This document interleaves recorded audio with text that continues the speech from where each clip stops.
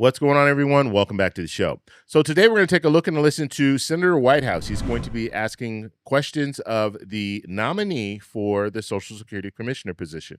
So this is Mr. Bisignano. And so we're going to see what questions he asked, and we're going to see the responses by Mr. Bisignano. So that's what we're going to focus on in this video. But first off, you guys can do me a favor. Please like the video. And if you're watching this video and you want to see more content like this, please consider subscribing to the channel.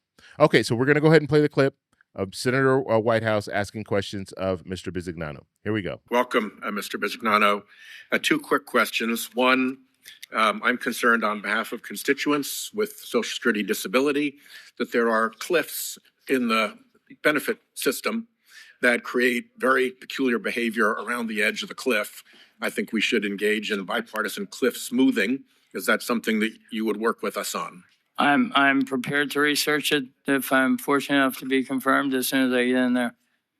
And if you are confirmed, report back to you, sir. Okay, thank you. If you are confirmed, will you check and make sure that the Musk infiltration of Social Security databases has not damaged those databases or left back doors for private actors to get back into to access Social Security's data system? It will be a total review, yes. Thank you. So here's where I think we are. I think there's a bit of a plot afoot here. Step one is to lie about not intending to damage Social Security and to protect Social Security benefits. The president is a profligate liar. Russia didn't invade Ukraine. The election was rigged and stolen from me. I'm not a criminal. DOJ was weaponized. Climate change is a hoax. You just can't stop the lies. And I think I'm not going to attack Social Security is a lie. So that's step one, lie about it. Step two is discredit Social Security.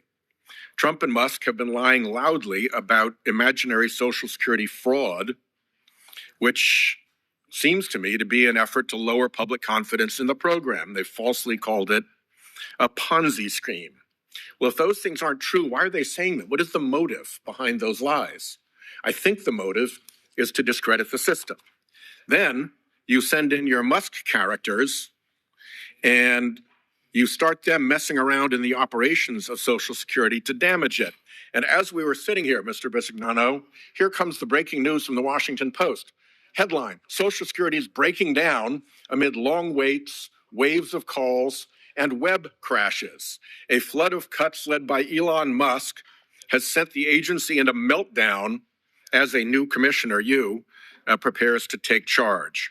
So you also have the billionaire commerce secretary saying that an interruption of benefits would be a good way to sniff out fraud, because the only people who'd complain when their benefits were interrupted would be the fraudsters, which is idiotic, frankly, but it is part of this campaign to disrupt as well as discredit Social Security so that there is then an interruption of benefits.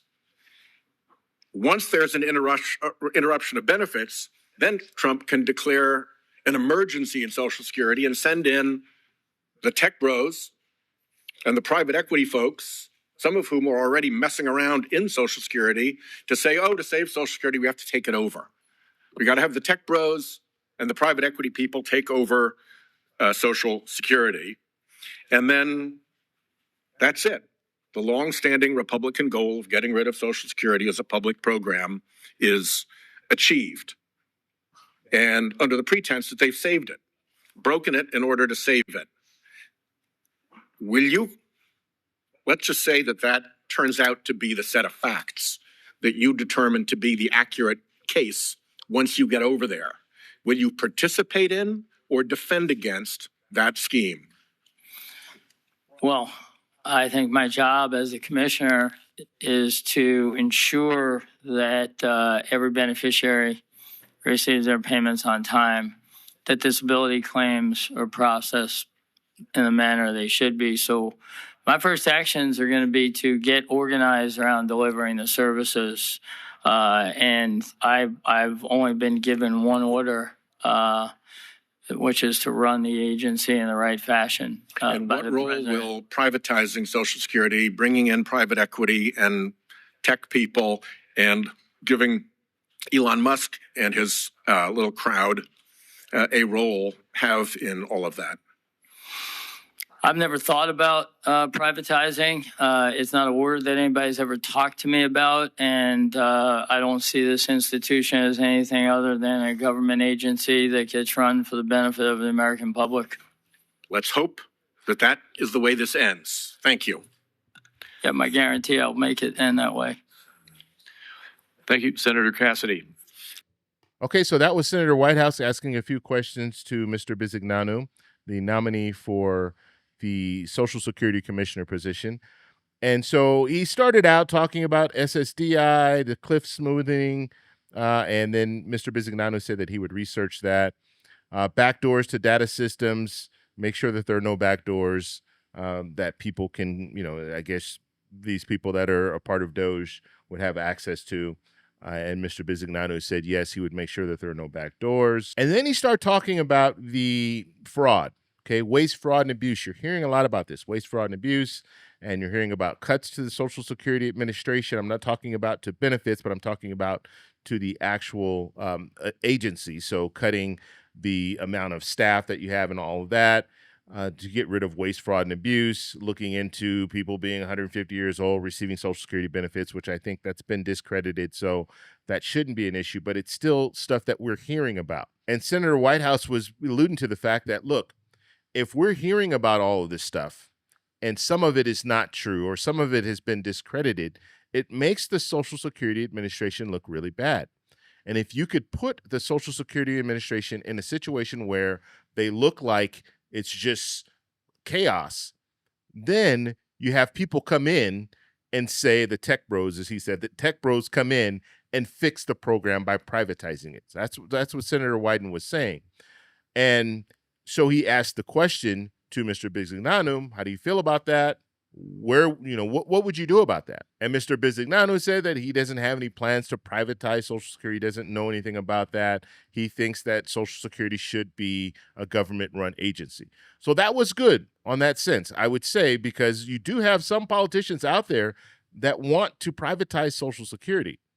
And if you have the commissioner, let's hope, if he becomes the next commissioner, saying that he thinks that Social Security should be a government-run agency, then that's something good, I think. Now, some politicians, they'll be a little slick about it. They'll say, we don't want it to privatize Social Security entirely. So we still want the government to run Social Security, but we want to just take a percentage. So let's say you contribute 6.2%. Let's take 2% of that, and you can invest that in the stock market on your own. That's what some politicians are saying. Now, the issue that I have with that is if you take 2%, that's 2% that's not going to go to the trust funds right now to help pay out benefits, which means you're going to deplete the trust funds much sooner. And so I don't think that that's a system that would work. But you do have some politicians will talk like that and say, well, yes, we can gradually phase it out. And one way we can do that is by taking 2% now, and then maybe a little bit, maybe 50 years down the road, take another 2%. So now it's 4% until it gets to a point where you completely phase out Social Security as a government-run agency. And now it's just a privately run agency. So that's something to be aware of when you hear politicians talk about that. But I think overall, the back and forth with the questioning was pretty fair. I think Senator Whitehouse took a long time to get to to asking the questions, which I don't like. I like them to just kind of, get as many question and answers in as possible. And, I liken it to when you go to a job interview. Is the interviewer grandstanding and talking a long time? Are they asking you questions so they can get a feel for who you are and what you're about? The interviewer will usually ask you a question. It's like a one-sentence question, and they want to get your answer, and you have to talk longer than they do. But when it comes to politicians, they like to talk, and so they'll talk a long time, and they'll ask you one question, and then usually it's like a yes or no answer, and then they'll go back into their long-winded question that takes 2 minutes to ask the question, and then they'll go back to you for a yes or no answer. And so I guess that's to be expected, but we did get a little bit, they did go back and forth a little bit, so we did learn a little bit more. If you guys have any questions, let me know in the comments below. And I want to know what you guys think, so let me know what you guys think about this back and forth. If you guys like this video, please give me a thumbs up. Please subscribe for more, and I'll talk to you in the next one. Bye.